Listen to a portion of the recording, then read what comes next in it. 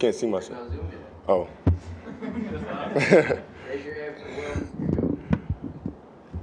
You obviously know Drew Sanders pretty well.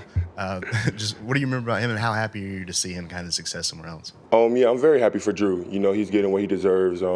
He's been playing extremely well. I'm happy for him. I'm very proud of him.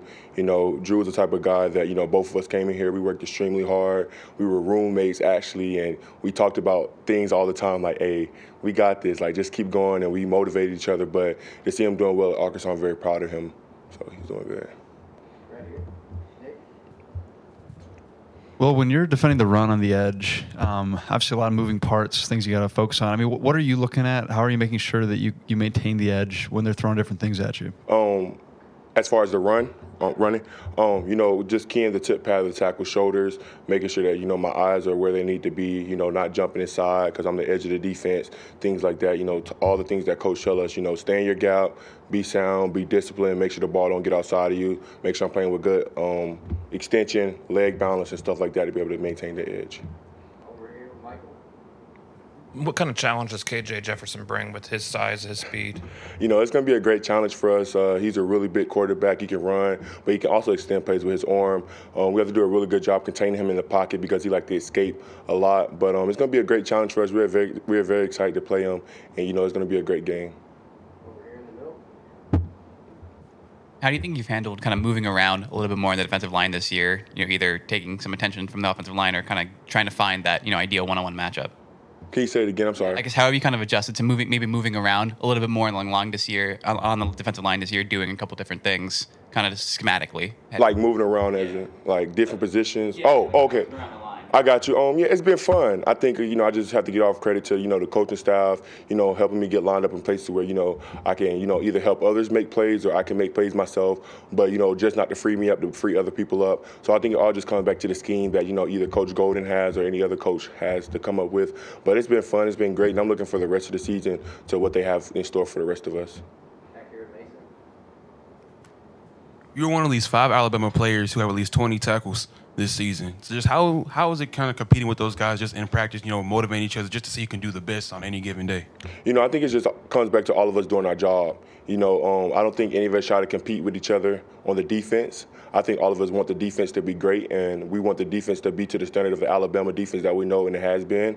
So we want to go out there and give our all every day and put everything that we have into it every day. And I think that's just where the preparation comes from. How can we be our best selves on the field? How can we help this defense survive? How can we take it up a notch? And I think that's the type of mindset that everybody has on the defense.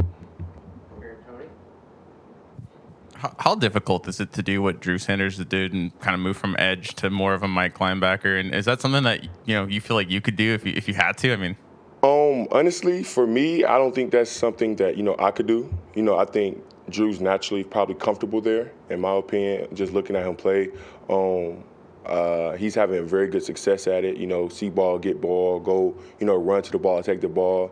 A couple of instances last year when we were playing a different couple of teams, he was kind of stacked back a little bit or he was in coverage and, he can break out and go make plays in space. And I think that's where he's comfortable at. But he can also get to the quarterback if you need him to be. But, Drew's a very good athlete.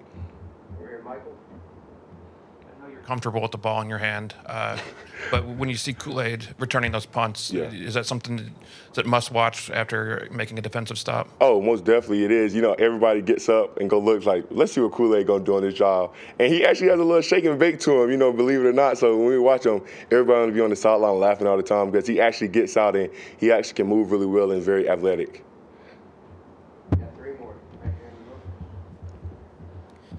As an edge rusher and facing a dual threat quarterback, obviously edge rushers are taught to kind of go A to B and really not slow down. But, in these dual threat option offenses, you're going to have to maybe stop and see what's kind of going on in front of you. How do you kind of prepare for that so that you're not, keeping yourself flat-footed when they are doing option or anything like that? Well, one, Bryce is a really good quarterback, and Bryce kind of has, he probably doesn't have the frame of the quarterback we're going against, but he's very mobile and he can run like the quarterback we're going against. So I'm pretty sure. And then Jalen Milroe is another one.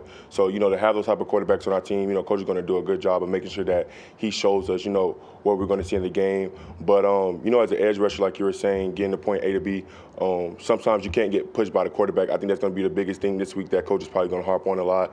We can't get pushed behind the quarterback. We can't open up big lanes to have people escape. So, they're going to do a good job of helping us, make sure that doesn't happen. And the preparation all week is going to, continue to go how it's going to be playing, how we want to stop him. So, yeah. As a competitor, how much do you enjoy playing on the road in front of a hostile environment? Coach Saban always talks about this hateful competitors, and I'm starting to kind of see what he's saying. It's fun. Last year, we had a couple of road games last year. It was kind of bumpy, but I think it's really fun. We want fans to leave their own stadiums, and I think the message this week is we want fans to leave their own stadiums, and I'm going to try to preach that all week. But go out there, have fun, do your job, and make sure the fans are leaving about time halftime come, or at least by the end of the third quarter. I was gonna kind of ask something about that, but do you consider yourself hateful on the field? Is that Yeah, I do. I just don't. I tell people all the time the audacity for the other team to even step on the field is disrespectful to me. I tell people that all the time, and I think people ask me what motivates me. I said the audacity for the fans to show up and for the team to come step on the field and play with us. So that's kind of like my own little thing in my head that I go through. So yeah. All right, do you have any questions for them? How are you guys doing today? Everybody doing good? I'm taking notes from y'all too, so. Okay.